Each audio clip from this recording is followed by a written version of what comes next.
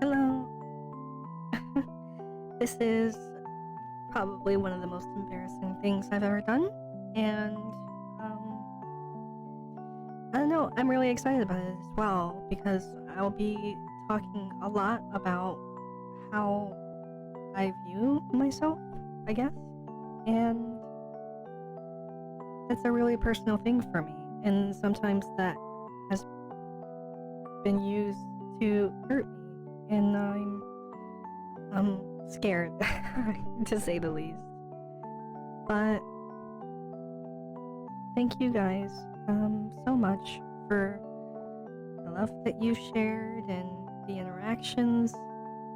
And I thought that this would be a good way to introduce myself. This is just a small little story that I've been writing. It's nothing amazing, okay? But I wanted to say thank you, honestly, from the bottom of my heart. And I hope you enjoy.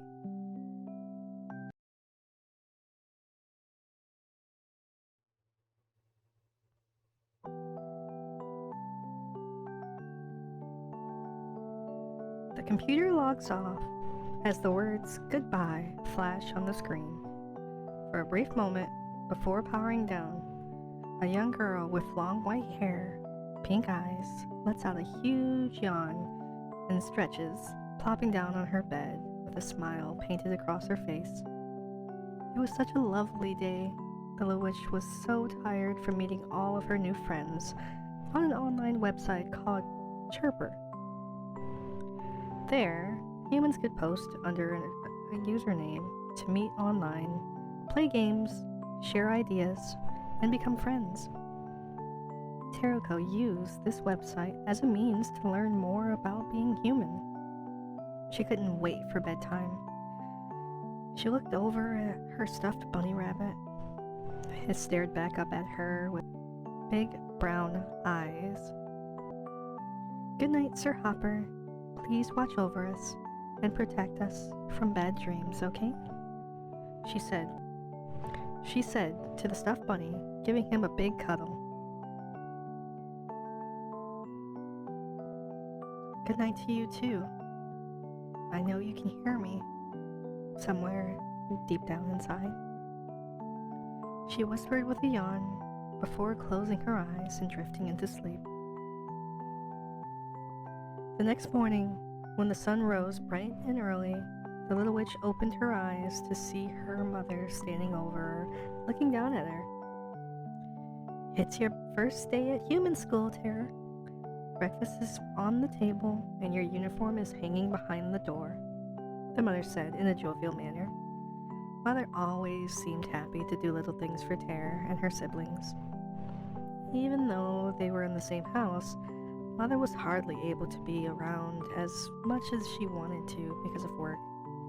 So, seeing her today was a real treat. "The last thing I want for you is to feel like you're not important," Mother said, while walking out of the room briefly. Those words made Tara seem really happy and smile shyly, making her witch mother proud. With a flick of her finger, her toothbrush and toothpaste levitated in front of her. Applying the paste in midair, Teriko opens her mouth wide as the brush begins to brush her teeth.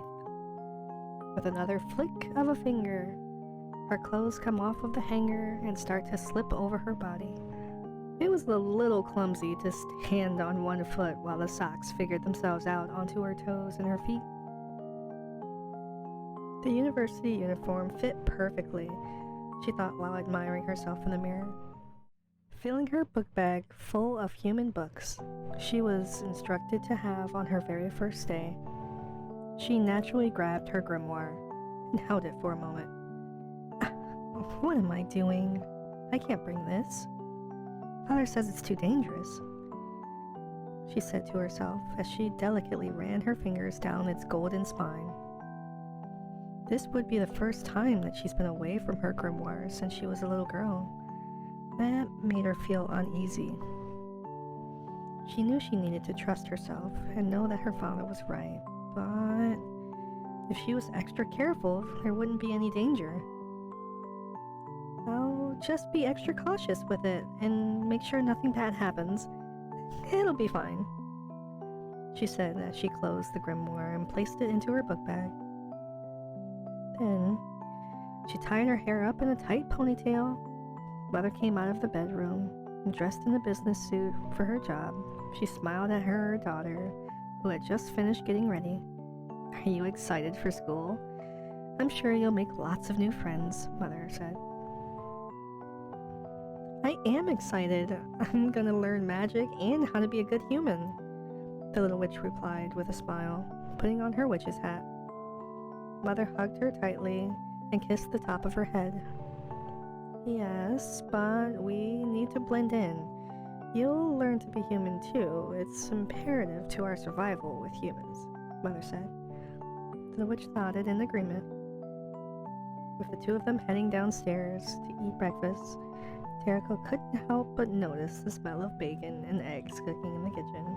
It smelled delicious. Let me tell you a little about our little witch Ter. Ever since birth, she's always felt another soul inside. It was them, but not them. They had no control over it and didn't even think about it until they were gifted their very own magic tome. The tome gave the soul a voice. It was calm and soothing, like warm tea on a brisk fall night. As far as they could remember, they never heard anyone speaking to them. So now the question arose, who has been there with them all their lives? When they looked in the mirror normally, they saw a young girl with large pink eyes and long white hair. But when they dreamed, they saw themselves as different, tall, dark, masculine. They didn't understand why this felt different, why they were different than everyone else. One day, when they looked into the reflection in the golden clasp of the grimoire, they could see the face of a man looking exactly like the one they'd seen in their dreams. He didn't seem much older than she, with piercing pink eyes that seemed to always be studying the world around them.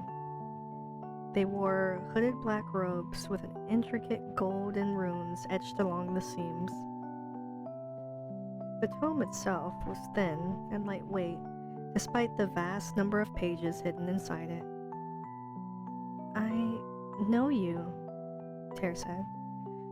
"You've always been there, everywhere I went, deep inside my heart, watching me, protecting me. But who are you? Why are you here?" The man answered coolly, "I am a soul, the power behind your magic, the source of all of your strength.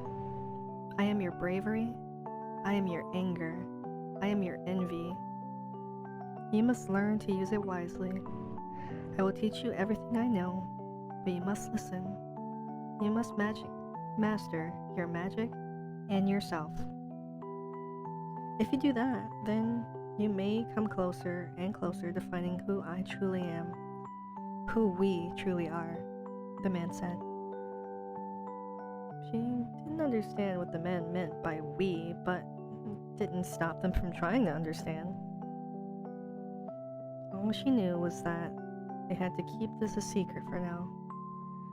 Ter examined the person in the reflection of the book looking back at her, trying to convince herself that this was a dream, that none of it was real. But despite her best efforts, she did not wake up. "What's your name? I have to call you something," she said matter-of-factly. The soul said nothing. It continued to study Ter's face, trying to find an answer. Finally, it let out a sigh and whispered, "Teruko." The girl looked confused. "A wizard's name is everything," he said. She looked confused again. The soul thought for a second and then answered, "The name is a word of a power that makes magic flow. Just like the blood flows through your veins, it's the essence of who you are and what you represent. I've forgotten who I was. In doing so, I've forgotten my name. For all I can tell, I am you as you are me. To learn about you is to rekindle me. I am spellbound to your soul, and this tome is the only way I've been able to directly converse with you outside of the dream world, he said. The girl nodded in understanding. She was thankful to have the soul with her, even if it wasn't fully aware of who it was and where it came from. So, she began with a bright smile, if it's all right with you, I'll call you Spellbound, she said, and he seemed, for the briefest moment, happy. If that is what you wish, fine.